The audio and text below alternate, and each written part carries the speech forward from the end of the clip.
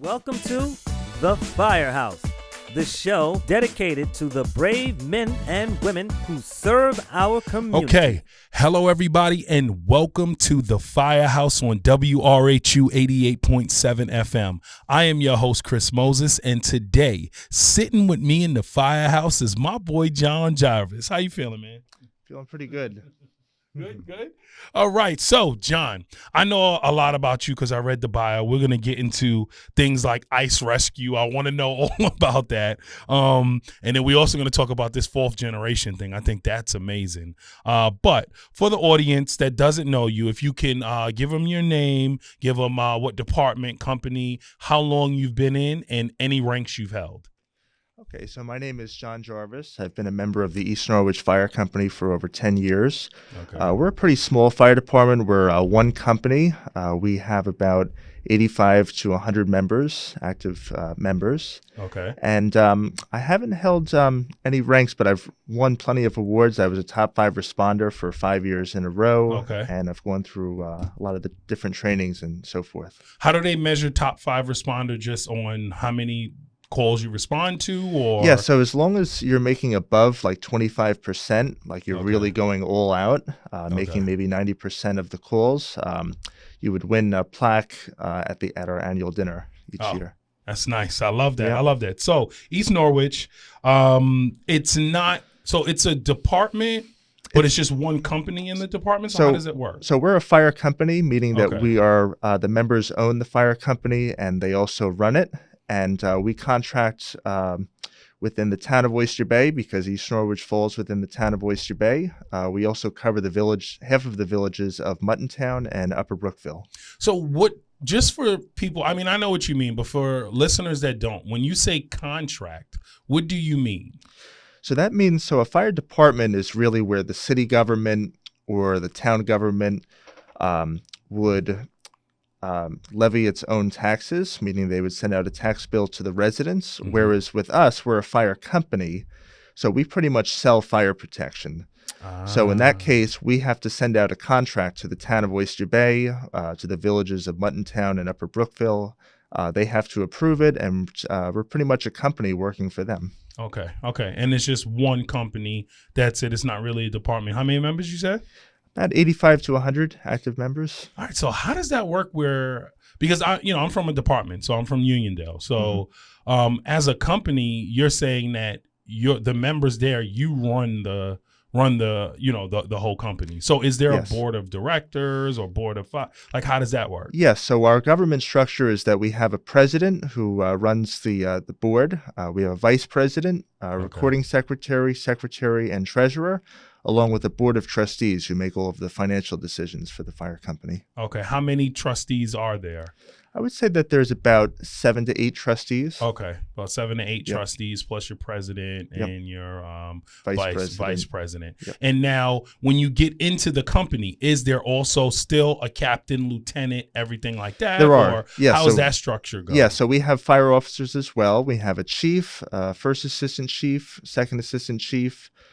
We have lieutenants, and then we have captains, we have rescue captains, and we also have engineers who are in charge of a lot of the mechanical stuff that goes on. Okay. I have to ask a question. You a chauffeur? I mean, you said you had about 10 years in, right? Yep. So just on the ambulance. I never really got into doing the fire trucks yet, but I've been driving the ambulance now for about 5 to 6 years. Okay. Are you going to end up driving the rig soon? Eventually, yeah. Eventually, it'll get there. Listen, so 10 years in. I know you got some stories, and we're going to get to those stories. But let's talk about from humble beginnings. Like, what makes you want to be a firefighter? So what made me want to become a firefighter was I really grew up around the firehouse culture. My father is an ex-chief. He last year just got 50 years in the department. Wow. And I'm also a 4th generation. So my great-grandfather, Edgar Jarvis, joined in 1919. That was followed by his son, my grandfather, in 1945, and then my father in 1974. So, growing up, I had plenty of fire truck toys around the house. I would go to the firehouse frequently. My father would take me up there on the weekends and give me a ride on a truck. So, wow. I really loved it. When I turned about 12 years old, I joined the East Norwich Junior Fire Department, which is a junior program we have for teenagers ages 12 to 17. And with that, I was able to get a lot of the training and even more exposure to the fire department. Wow. So fourth generation, like Mm-hmm. East Norwich company, a volunteer fire company, is like that's the Jarvis stop. That's what we need to call it, right? Yes, Jarvis that's right. stop. You sent me a great picture, which we're gonna put up right here for people to see. A great picture of all four. Your great grandfather, your grandfather, your father, and then you. Mm-hmm. So we're gonna post that picture right there. But I think that's amazing, and that's what a lot of things people love about the volunteer service, especially on Long Island. Oh, yeah, It's of that course. that family feeling, and it's not just a feeling for you all. You're actually family. That's right. So I gotta ask a question. Have you ever responded with your dad?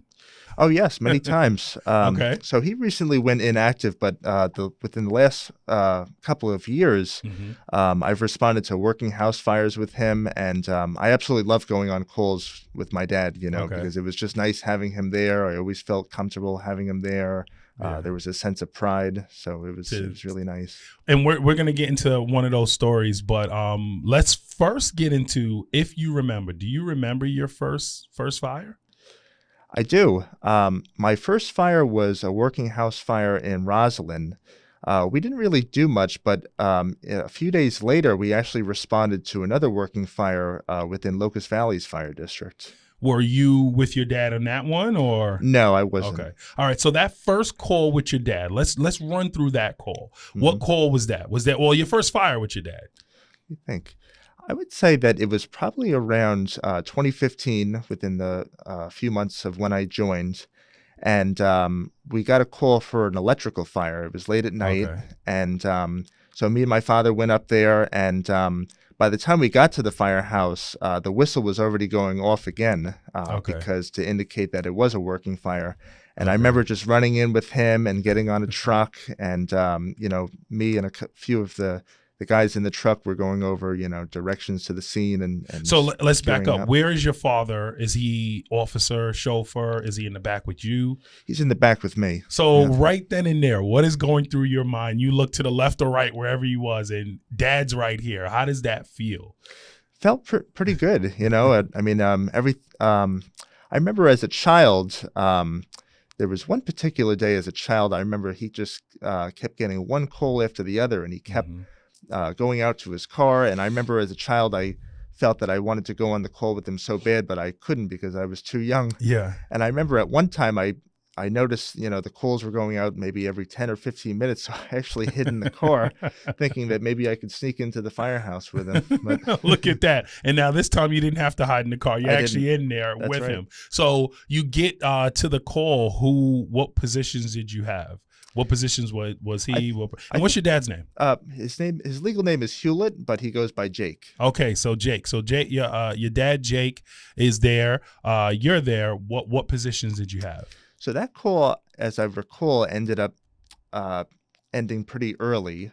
Okay. It may have been a false alarm, but on another occasion, back in 2017, we were called for a mutual aid to Syosset for a working house fire. Okay. And it was during the summer. It was very hot. It was like a 90-degree day. And I remember when we first arrived, Syosset didn't even have a line through the door yet. So we were like the first engine in. Okay. And I remember my father didn't have a Scott pack on, so he was really just outside, helping with hose. But I remember I got there, and me and four other guys, I remember masking up at the front door. And my father told me later on, as he was watching me do that and going in the front door, he was beyond nervous, because it was like the first time he ever saw me going into a working fire. But luckily, everything was okay. It wasn't too smoky. I remember going all the way to the back of the house and pulling down ceiling. The fire was above us in the attic, and we were able to make a good stop to it. I can imagine, as a father looking at your son, even though, listen, I'm pretty sure he trusts in your training because he probably was one of them that trained you, Oh, right? yes, You of know, course. I can imagine he was probably a little harder on you, wasn't he? He was, yes. A little bit harder on you, like, come on, let's go, John. What are you doing? Let's yes. go, let's go. But I'm pretty sure it still is nervous to see your son, go into this fire. It is, definitely. And then vice versa, you just knowing, listen, this is my dad. Like, yes. Have you ever seen him go to work and just was like, wow, look at him go? I have. I've seen him in turnout gear, and I've taken a lot of pride in it. So yeah. Yeah. So I know it must be, one of those things, like I that's what I love about, the volunteer service, especially on Long Island, is that family feeling. And then a lot of, departments have these 4th, 5th, 6th generation where this is it. So, whenever you have a son, I'm pretty sure, or daughter, I'm pretty sure they're going to join as well. They're going to join as well. All right. So, got some more questions. Let's get into, let me ask you a question, because you said you haven't held any ranks yet, right? Do you plan on holding any ranks? Is that something that you see in the foreseeable future? I plan on it. I would say I'm really prioritizing my school. I got a late start with college a few years after high school. So I'm really just focused on my school career right now, but I do plan on holding ranks in the fire department. So you're going to end up holding some type of rank, go all the way up. Yes. Would you go as far as the president of the company and the board of trustees, or would you kind of stay lieutenant, captain, chief, or would you want to go that far? Or both sides? I would say probably both. At Ladder Suite, they're transforming emergency services with smart, easy-to-use software built by first responders for first responders. Their fully integrated CAD and RMS solution are designed around real-world operations because no two agencies are the same. That's why Ladder Suite is flexible, customizable, and built to fit your needs. Hosted on secure, redundant cloud services, their platform delivers reliability you can count on when it matters most. And with a dedicated support representative for every agency, they're with you from onboarding to daily operations. Ladder Suite, built for the mission. And if you head over to their Instagram, drop a comment and let them know that the Firehouse on WRHU 88.7 FM Probably both sides. I can see myself being a good board of trustees member.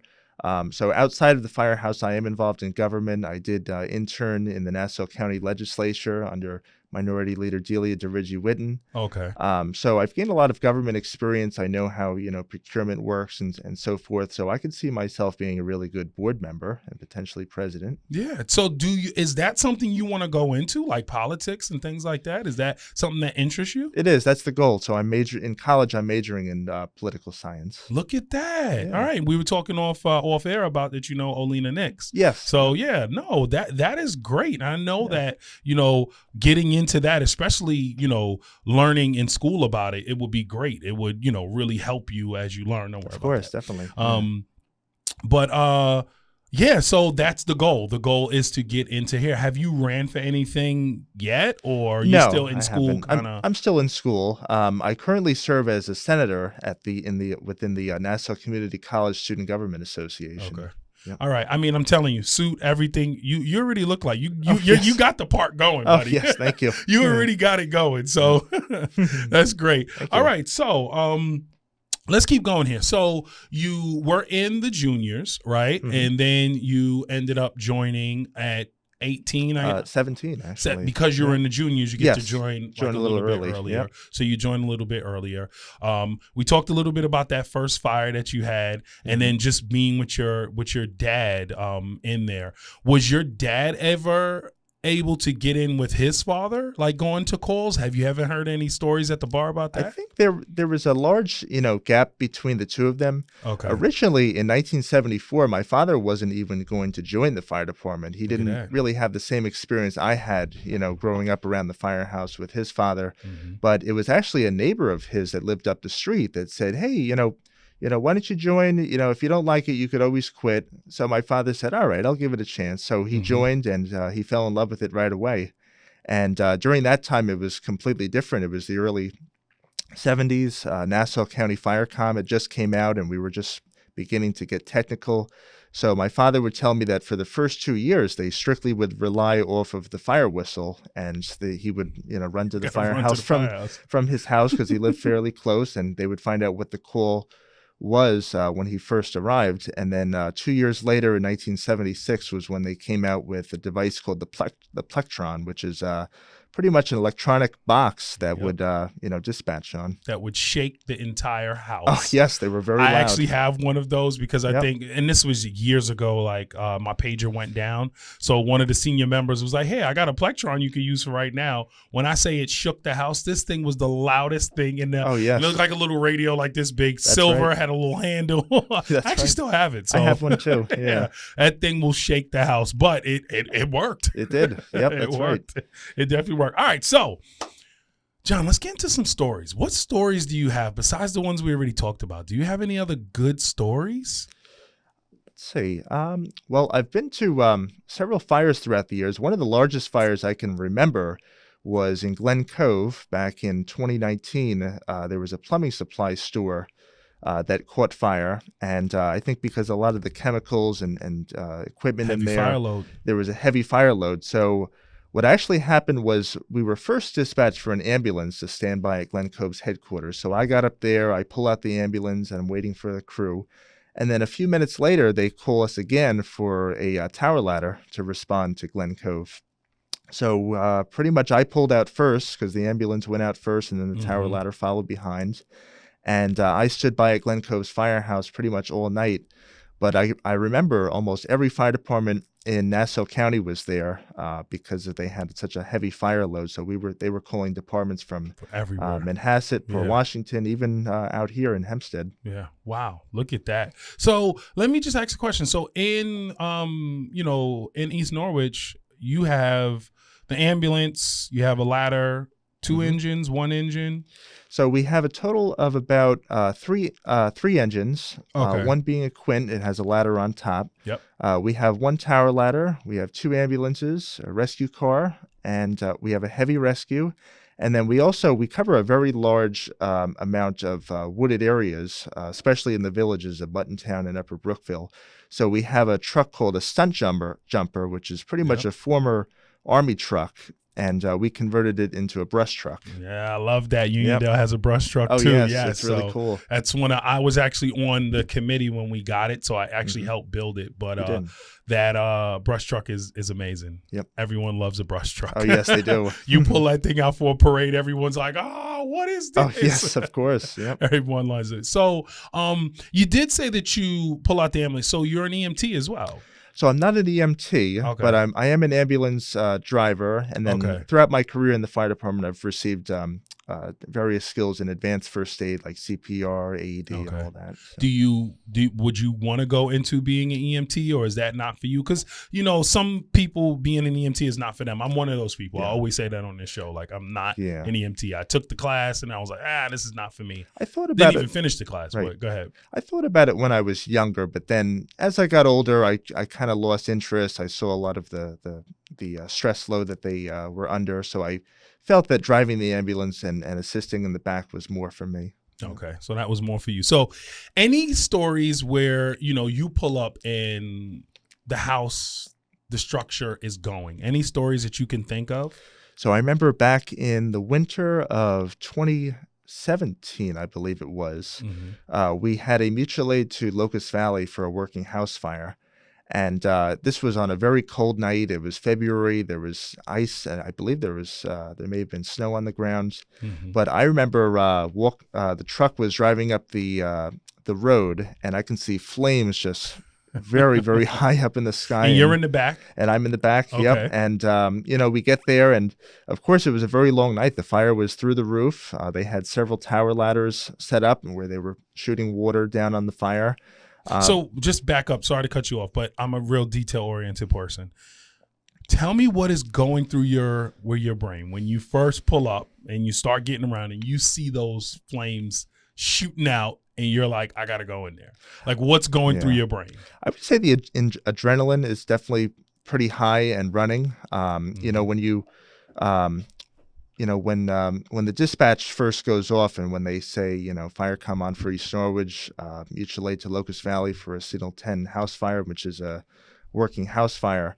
When you first get to the firehouse, everybody's in, kind of rush mode. You get in the truck and you say, all right, everybody hand over your tags for accountability, pack up. The officer is giving out assignments. And then, when you first get there, so for this particular call, since the fire was through the roof, I knew that we would not be going inside, which was a good thing because it's too dangerous. So I knew that it would be an exterior attack. But, along with that, it could take several hours.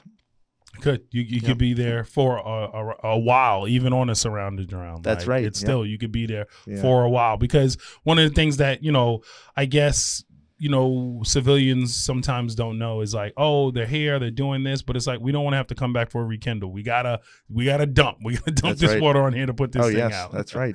And for this particular fire too, since it was in February and it was cold, when we left, it was almost like the Titanic because everything was freezing. Wow. All of our hoses and tools, everything was covered in ice, our gear. I can imagine. How about the hydrants? Sometimes, yes. frozen, you can't even open them up. That's right. And that's another problem too. Sometimes, hydrants can freeze, hose lines could freeze, in the wintertime. So that's the challenge of firefighting in the winter months. There you go. We're going to talk a little bit more about that as we go along. But quick question. A common myth that you would want to debunk about firefighting? Let me think. That you've heard or people have said? Oh, I would say some people believe that with firefighting, you can only put a fire out with water, which is not true. Okay, explain that. So there's all different types of fires. There's electrical. There's fires involving gasoline or toxins. And with some fires, it's better to use a foam can to put it out. It's safer, because water could make the situation much worse. There you go. That is so true. Yep. And a lot of people don't know that. They think you could just dump water on everything. That's right. And you don't want to do that, especially things like grease fires and things like that. You don't want to be dumping water on it. That's not going to make it any better. That's right. All right. So, you said 10 years that you've been in, right? 10 Yes. years that you've been in. So if you can tell me first, let's talk about what do you think is your favorite piece of equipment that you've learned and that you've used in the volunteer fire service? I really enjoy using. In the heart of Blue Point, New York, the Johnny Mac Foundation stands as a beacon of hope and resilience. Founded in memory of FDNY firefighter John F. McNamara, who lost his life to 9/11 related cancer, this foundation embodies his enduring motto, whatever it takes. To supporting first responders and their families, the Johnny Mac Foundation is committed to making a long-lasting impact. Join us in honoring John's legacy and making a difference. Visit at johnnymacfoundation.org to learn more and contribute. Fire service. I really enjoy using the Scott Pack, which is also known as an SCBA. Okay. I've gotten to learn the tool pretty good. It's pretty much our breathing apparatus whenever we go into a fire. So we, turn it on and are able to breathe. And it's pretty cool too. It has a pass alarm device on it where it detects motion. So let's say if I was standing still for a couple seconds, it would start to beep and the alarm would go off. And, what happens normally is a lot of times when we're at a training or at a fire or something and someone's alarm goes off, there's always people that will say, shake, shake, because do the Scott dance. That's right. You have to shake to turn it off. But then if you don't shake, it will go into its alarm setting, which is pretty much what we heard at the World Trade Center on 9/11, dozens of these pass alarms going off. And in that case, you have to hit the button to stop it after it hits that full alarm. You said over 10 years you've been in, so were you in when they had the 30-minute bottles? Yes, I was. Okay, so you were in. So that was one of the things that changed from the 30-minute to the 45-minute bottles. Yes. Yeah. In East Norwich, I believe we still use the 30-minute bottles. Okay. We do have some 45-minute bottles. I believe that they might be reserved for the Chiefs only. Okay. But I'll have to check on that. You have to check on that. All right. All right. So let's keep going here. You know what we can start with? We could play a game that we call the flashover. Have you heard of the flashover? Have you watched the show and saw what the flashover is? I know what a flashover is, but I never played the game flashover. All right. So we are going to play a game called the flashover. And basically how it works is I'll ask you two questions, something like Android, Apple. You got to give me an answer pretty quick. Okay. But we're going to do some TV shows. We're going to do some movies, and then we're going to do some questions as we go along. Okay.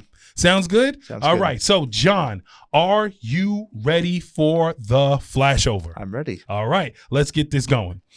Talking about the winter, right? Summer heat in gear or winter cold and wet boots?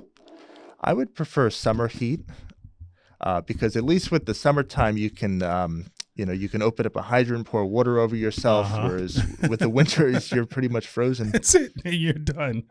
All right. Midnight call or 5 a.m. call? I would say midnight, because midnight is not too late. 5 a.m., I'm pretty much in the middle of a deep sleep. Yeah. So midnight. You're more for the midnight calls. I am. All right. Let's keep going. At a parade, do you want to drive the rig or drive the chief truck? I would say I know we're not chauffeur yet, but when yes. are, which one would you want to pick? I would say drive the Chiefs car. I've never driven a car during a parade before because usually they let the older members do that. Yeah. I'm usually up front. I'm actually in Walking. the ceremonial unit as well, so I carried wow. the axe, so Wow. which is pretty fun. Yeah. Yeah. All right. Let's keep going.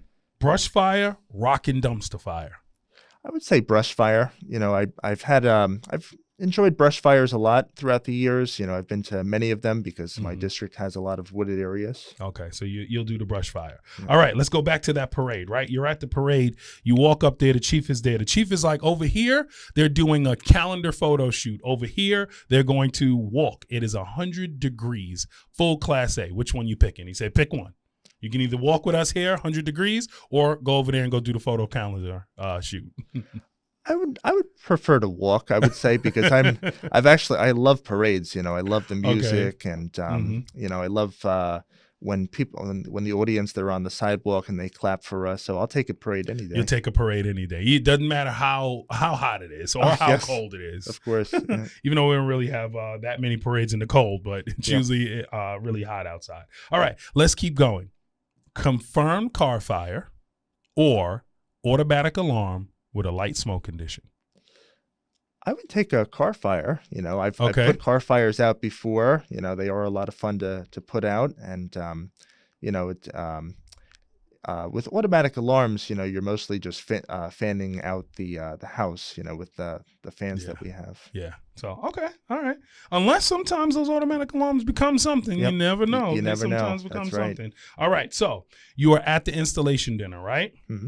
You have a choice. You either sit, because you got 10 years in, so you're right in the middle. You have a choice, and there's only these two choices. You either sit with the board of trustees and the president, or you sit with the probies. Which one? I would say I would sit with the probies just because I'm similar in age to them and I'm able to tell them stories and so forth. So things like that. So we sit with the probies. All right. So in that same realm, you pull up to house fire, fully involved, signal 10. The chief is there, and there is a junior member here, right? Young, hungry rookie. Then you have the old salty vet. Chief says, pick one and go in. Who you picking? I would probably want to go in with the veteran member, just because they have more experience. The probie will most likely be on the fire hydrant. No, it could be a Scott qualified probie. That's why. Someone that can actually go in. So who would you still would go with the? I would probably go in with the senior member, just in case. So okay. All right. Sounds good. All right. Let's now get into some TV shows. You know what? Before we get into the TV shows, we play a game called Suspended or Not within the Firehouse, within the flashover. It's usually for someone that is held rank or they are chiefs or anything like that. But I'm just curious of what you're going to say for some of these. All right. So the answer for you would be suspended or not. Okay. Mm-hmm. All right. Are you ready? Let's do suspended or not. Okay. At a call, all out fist fight with two members. You are the captain. You are the chief, whatever you want to say. You're in a position of leadership. Suspended or not? I would say suspended because, when we're out on a call, we're in front of members of our community. We're not just in the firehouse, and it really reflects upon us. And, if two members had gotten into a fist fight, and if, let's say, there's neighbors around, nowadays everybody has a phone, and they're recording and they're putting it on Facebook, YouTube, they're complaining, it could turn into a whole big ordeal. So in that case, the members deserve punishment. You do not want the East Norwich brawl for it all, yes. on Facebook and all everywhere. And, unfortunately, there has been incidents like that where, members have of different departments have not acted in an appropriate way, and that goes on YouTube, Facebook, then it gets on everywhere. The news. So and it just makes us in a whole look bad, right? Yes, makes us in a whole look bad. All right. So one more question is suspended or not. You have a bit of a disagreement you're at a call, right? Call is over. You have a little bit of a disagreement with one of the chauffeurs, right? Nowhere where you a fist fight or anything like that, right? You just have a little bit of disagreement. No one really knows. Call is over. You're walking past the rig, right? And that chauffeur is in there and they lay on the horn as you're walking past. Suspended or not? Oh, I would say suspended, because you're blowing out my eardrums. Completely blowing out your eardrum. Oh, yes. All right, let's keep going. Let's do some TV shows and movies. If you have not seen them, just say you haven't seen it. Okay. But let's keep going. All right, are you ready? I'm ready. Chicago Fire, Rescue Me. I've seen Chicago Fire. Okay. I haven't seen Rescue Me. Okay, so let's do Chicago Fire Third Watch. Have you seen that? No, I've just mostly watched the show Chicago Fire. All right, let's talk about that. How do you feel about the show? Does it really depict what you do? The show is really good. I enjoy it. I watch it every Tuesday night on Ion Television. Okay. I would say that there's some things on the show that are inaccurate. It's inaccurate where they'll be running through a working house fire and they'll say, "Fire department, call out." In a real fire, the smoke is so heavy, you cannot stand because it's 1,000 degrees up here. You have to crawl. And, if someone is in those conditions, they're most likely to be unconscious. So they're not able to call out. They're going to hear you say anything to tell you where they are. All right, let's keep going. No, it's not the most important question yet, but Backdraft, Ladder 49. Have you seen those movies? No, I haven't. You have not seen Backdraft? All right. So, John, this is going to be your homework. Oh, yes. And I'm pretty sure your father, Jake, is going to make you watch them now. Oh, yeah. You got to watch Backdraft. You got to watch Ladder 49. You got to tell me which ones you like. Okay. Of course. Yeah. All right. All right. So, the most important question I am going to ask today, and I am curious of what you say, because you actually in East Norwich, y'all have it all because you're that fire company. So before I ask that question, you pull up to the firehouse for a call. What do you get on first? The engine, the truck? Like, how does that work? What is the, So it really depends on our SOP. Yeah. So in East Norwich, we're in the 5th Battalion. So all of our trucks begin with the number 5. East Norwich's particular number is 1. So our trucks are 514, 5141, 513. Our first due, engine to a house fire is 513. Second due is 518. So the crew would mostly get on 513 first. And these are the engines? Yes. Okay. Yep. For auto accident, the ambulance 514 or 5141 is first due, and then follows the rescue truck 517. So that's what you'll staff first, and then everything rolls in after that. Yes. But you can end up being on any one depending on the call. Yes. All right. So that's why this question is going to be interesting. All right. And remember, John, we got to pick one. Oh, yes. But if you don't want to, it's fine. But let's see. Engine or truck? Which one? I would say engine because here we go. Engine. Oh, engine. yes. I'm an engine guy, so let's go. Yes. But why engine?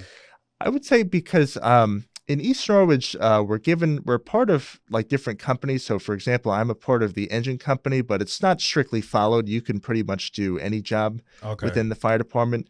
But I would say the engine and getting on the hose line is where my strength is. Okay. All right. And you've been on the truck before? Have you went to? Yes, I've done truck work before. I've pulled ceilings down with pipe poles. I've used a Halligan. Okay, but still, engine is where your heart is. You still love doing that. I do. Yeah. Quick question: when we talked about like the ranking structure, is there captains and lieutenants of the engine company, the truck company, or is it the captain and lieutenant of everything? It's mostly just general officers. Okay. Yeah, because we have about 5 to 6 fire captains, and then I think we have about 2 lieutenants. Okay. The lieutenants are fairly new. We never had them in the past, but then they felt the need to incorporate them in to kind of help out. Out there. All right. So before we get out of here, I got a couple more questions for you. In a whole, how has being in the volunteer services, how has that changed your life? I would say that it's made me a stronger person. It's established a very tough, attitude within me. I was always taught in the firehouse that there could be times where people could not be very nice to you, or they might be a little tough on you in a call. And the best piece of advice I was taught, this actually happens a lot at the fire academy because the instructors can be tough on the trainees, but I was always taught, don't take it personally. And I've taken that skill throughout in life. As we talked about before, I am involved in government, and a lot of times people aren't so nice in government, especially these days. So I've taken that skill with me. I've had a very tough attitude, within my government career. Even working in my part-time job as a security guard, I brought that with me. So that's a very important skill that I've learned. All right, good. All right, let's keep going. Last question that I have for you is, if there's someone that is listening right now that is thinking about joining, or someone that is in already and they only have maybe a month or so, what type of advice would you want to give them? I would say continue on with it. We do receive great benefits. You can go to Nassau Community College for free under the SAFER grant. Yep. I know New York State through FASNY, they also have a college scholarship. There's a retirement program. And it's just a really good thing to do. You're helping your community from the bottom of your heart. You are rewarded. My fire department, at our dinner once a month at our meeting, they serve a dinner, nice free meal, which is great. And, you look at someone like my father. My father has over 50 years, and he really had an amazing career. In 1990, he responded to the Avianca plane crash in Cove Neck. Wow. He was in the fuselage rescuing flight attendants. He was pretty much there all night. He responded to the wildfires out in Suffolk County in the summer of 1995. Wow. And then major thing that he was at was 9/11. East Norwich stood by at Belmont Racetrack before they were transferred to a Queens Firehouse. And then from there, they were brought down to Church Street, where they were asked to stand by with generator lights. Wow. Look at that. We got to get him on the show too, man. That would be great. We got to get Jake on the show. So I do have one more question for you, because your passion is to be into politics. Like, is there anything down the line that you're looking at starting your, political career with? Like any positions within Nassau County that you're like, you know what, once I graduate, once I do that, I want to put my hat in the running. What, any of those positions? So I currently live in Glen Cove. I moved to Glen Cove about 3 years ago, and I commute over to East Norwich to be a part of the Firehouse. But I'm considering running for the Glen Cove City Council. And then if the opportunity comes up, I would even run for Nassau County Legislature or New York State Assembly. Look at that. A legislator look at that. All right. Y'all better look out and make sure you get your voting in, right? Yes. Get your voting in for that. All right. So we said your dad, definitely we want to have come on the show. But is there anyone else that you would think about right now that you think would be great on the show? As a part of the Firehouse? No, just a part of this show to come down and come get an interview. I can definitely ask around the Firehouse. I know we have one man named Russell. There we go. In my Firehouse. He's the secretary, and he also serves as a captain, but he's one of the most dedicated members I've ever met. You know, he wins first place for top attendance, every year. All right. He's a Vietnam War veteran. He's got some stories. He has over 55 years in the fire department. He's an ex-chief. Wow. He's So an amazing person. Russell, you are being paged. We want you to come down to the Firehouse. John has called it. So we want you down here. So we'll get Russell down here. And then definitely your dad. I think that'll be great. Yeah, maybe you can get both of you on here at the same time. That'd be great. All right. John, am I forgetting anything, man? Thank you so much for coming down. Thank you. It's a pleasure meeting you. Yeah. Am I forgetting anything? I think you've covered everything. I think I've covered everything. If someone wants to join East Norwich, how could they join? Is there websites? Is there we do have a website. I believe there's an inquiry where they would fill out, and then we would get in touch with them, or they can come straight to the Firehouse. With that, there's a challenge because I don't know if there would be anyone there at the time, but we could always get an in-person application if they come up. Sundays? Is that your days that you all train? Or? Yes. Yeah. So if they come Sunday morning. Yep. All right. So come tomorrow. There. If you're listening, come tomorrow. Well, this comes out on a Thursday. So come that Sunday and come on. I should note, too, that in the East Norwich Fire Company, we take members who live in East Norwich. You can live in Oyster Bay. I think we cover a little bit of Syosset where members can join. And then we also cover the villages. So Buntontown and Upper Brookville. Okay. All right. Listen, John, thank you so much for coming down to the Firehouse, telling us everything. I can't wait to see what your trajectory is going to be, especially with, your political endeavors and what you want to do. I'll be there and make sure I vote for you. I promise. Thank you. Thank you. I promise. All right. So hello, everybody. I hope you all had a great time listening to that. All right. We just heard from my boy, John Jarvis, 4th generation firefighter in the East Norwich Volunteer Fire Company, just about his life as a firefighter. I hope you all enjoyed the conversation. Please like, share, subscribe, do all of those things. I am your host, Chris Moses, and tune in next week to another great conversation in the Firehouse.